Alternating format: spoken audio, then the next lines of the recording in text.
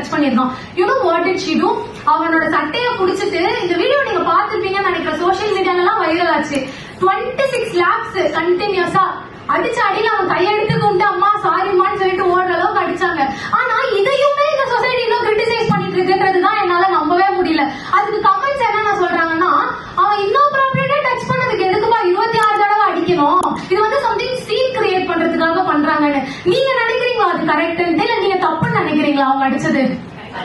இதுவே அவங்க விட்டுருந்தாங்கன்னா என்ன நினைக்கும், என்ன நடக்கும்? இதுவே இல்ல பரவாயில்ல லைட்டா தானே தொட்டா